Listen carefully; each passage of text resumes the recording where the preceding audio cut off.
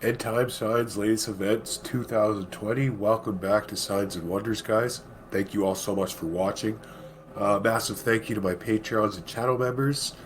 Let's take a look at some end time prophecy related news that is happening around the world. Before we start, guys, please remember to give the video a quick like. It really does help the video perform. And please remember to leave a comment down below. Alright guys, it's December 5th, 2020, and here is the End Times News update. Major storm hits U.S. East Coast, leaving more than 230,000 customers without power. A powerful storm swept through the U.S. East Coast on Monday, November 30th, 2020, leaving more than 230,000 customers without power in the region. The storm system brought damaging winds and heavy rains, downing multiple trees and power lines and producing several tornadoes.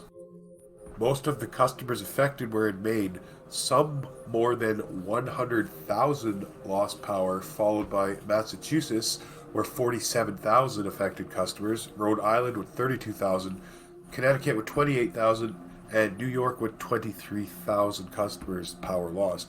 The Storm Prediction Center received around 60 reports of wind damage to trees, power poles, and wires. In Maine, wind gusts close to 65 miles per hour downed multiple trees in Durham, Lisbon, Woolwich, and Bar Harbor, among other places.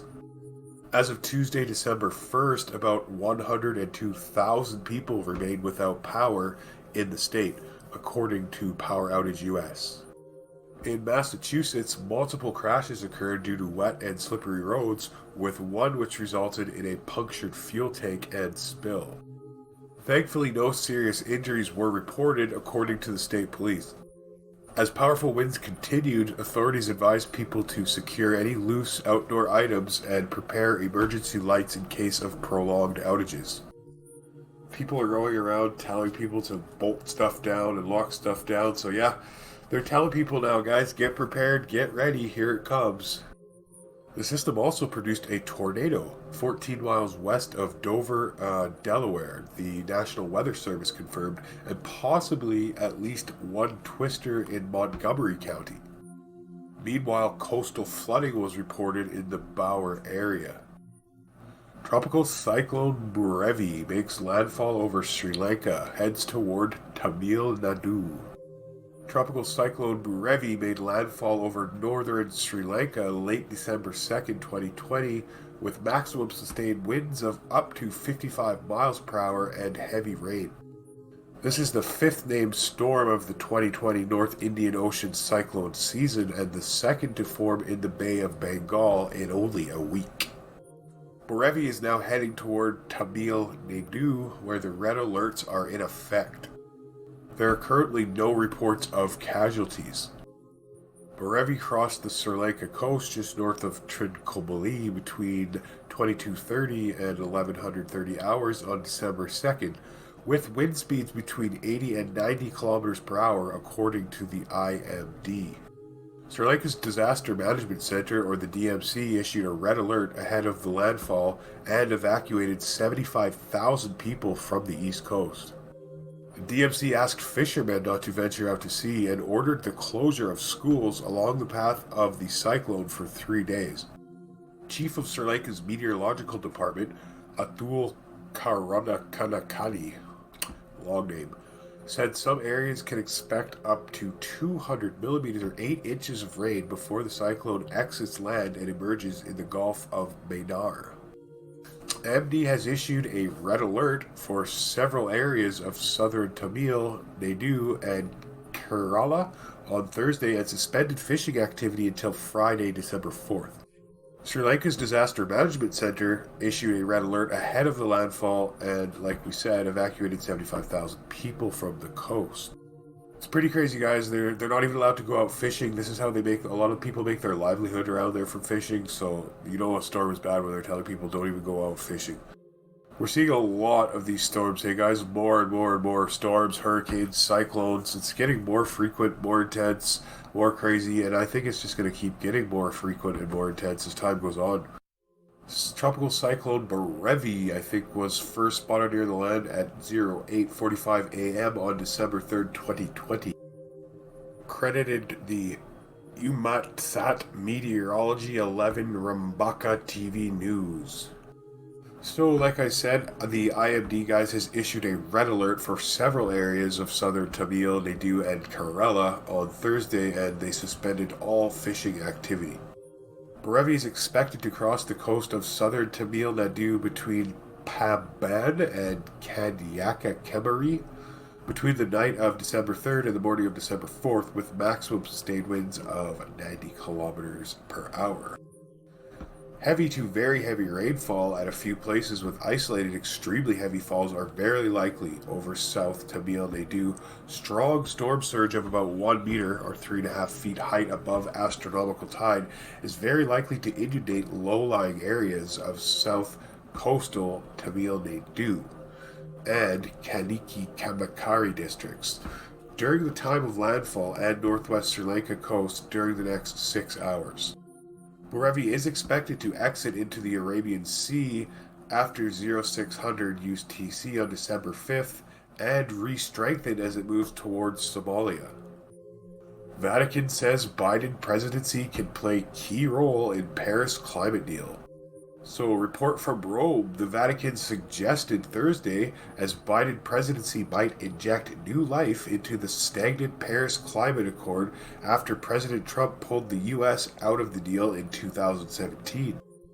The Vatican Commission announced Thursday that it is organizing a webinar next week in preparation for a December 12th Global Climate Summit to be co-hosted by the United Nations and the UK to mark the 5th anniversary of the Paris Agreement.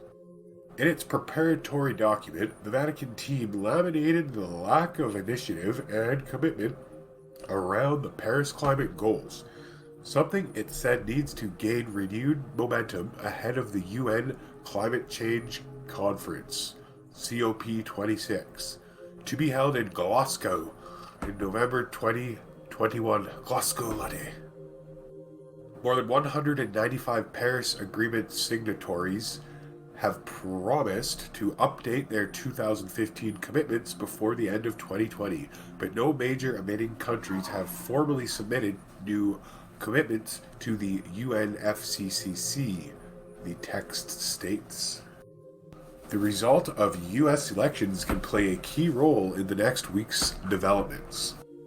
When President Trump withdrew the U.S. from the 2015 Paris Accord, he said he did so to fulfill his solemn duty to protect America and its citizens. The Paris Climate Accord is simply the latest example of Washington entering into an agreement that disadvantages the United States to the exclusive benefit of other countries, Mr. Trump declared, leaving American workers, who I love, and taxpayers to absorb the cost in terms of lost jobs, lower wages, shuttered factories, and vastly diminished economic production. This agreement is less about the climate and more about other countries gaining a financial advantage over the United States, he said, noting that large polluters like China and India are not subject to the same requirements imposed on the United States. In Thursday's text, the Vatican states that governments need an immediate response to shifting the global economy from fossil fuels in order to avoid catastrophic effects, including destabilizing heat waves, severe floods, and a sharp rise in sea level. Or maybe the world needs to cut down on sin. Particularly, industrialized countries must act quickly to meet their net zero targets before 2050 to achieve the Paris targets, the document declares. Oh, and the cutting down on sin, that was my little adding to it. That had nothing to do with the Vatican. Adequate and consistent financial support must be delivered to vulnerable countries to adapt to the climate-related devastation that they are already experiencing. At the upcoming climate summit, national governments will be requested to present more ambitious, high-quality climate plans involving government leaders, the private sector, and civil society, the Vatican text states. More than ever, the ethical imperative of climate action will be accentuated. This summit should remind us of the urgent need to take concrete action to recognize our reliance on a healthy planet and to work together for transformative change. Capitalism for me, socialism for you. AOC unveils tax the rich sweatshirts. At $58 American each. Democratic Representative Alexandria Cortez is a self-declared democratic socialist who has routinely attacked the capitalist system and the billionaire class. Now AOC, I guess that's her abbreviation, Alexandria Orlando Cortez or something, is embracing a little capitalism of her own, selling overpriced clothing apparel that says tax the rich. New York's AOC is probably one of the most recognized faces of the Democratic Party's progressive wing. She's proposed slapping a 70% income tax on Americans to fund massive environmental and social programs. AOC tweeted Wednesday evening about the expansion of her merchandise shop, which now includes clothes supporting the New Green Deal, student debt, tax the rich, and drink water and don't be racist, whatever that means. A one-click glance at the tax the rich sweatshirt raises some questions, as its price is so expensive only the rich could afford it. Conservative pundits and commentators took to social media to rip AOC's merchandise shop for charging high prices. At $58 American for a sweatshirt, you're not taxing the rich, you're overcharging the stupid, one Twitter user wrote. I like that one. But it gets better. As Summit News' Paul Joseph Watson notes, ethical consistency also seems to be lacking when it comes to clothing that promotes her environmental Green New Deal. So she has a sweater that says Green New Deal. However, after it was revealed that it was made of polyester, a non-renewable petroleum-based fiber, so just as Democratic leaders across the country demand you do as I say, not as I do with other regulations, it appears the self-identified socialist and environmental warrior is not quite willing to practice what she preaches oh so vociferously on Twitter. Iran passes bill to increase uranium enrichment levels. That's great. The Iranian parliament has passed a bill to increase uranium enrichment to weapons-grade levels in the wake of the assassination of Iranian nuclear physicist Mohsen Fakhrizadeh. According to the Iran-based Tasnimi news agency, the lawmakers assigned a double urgency status to a bill dubbed the Strategic Measures for the Removal of Sanctions and ratified it in a 232 to 14 vote session. The bill envisages increasing the uranium enrichment level to 20% or more. Such uranium is considered a weapon-grade one. At the moment, ATM, Iran is enriching uranium at more than 4%, while the Joint Comprehensive Plan of Action, or the JCPOA, capped the level at 3.67%, so they're already being bad boys. In addition, the bill involves the restoration of the Arak nuclear reactor, which was set to be redesigned for the production of radioisotopes so that it does not produce weapons-grade plutonium under the JCPOA, and the construction of another reactor. Another provision of the bill obliges Iran to abandon voluntary compliance with the additional protocol to the Safeguards Agreement with the International Atomic Energy Agency. Fakhrizadeh, who was assassinated on Friday night, headed the AMAD program, which was purported to be a nuclear weapons development project.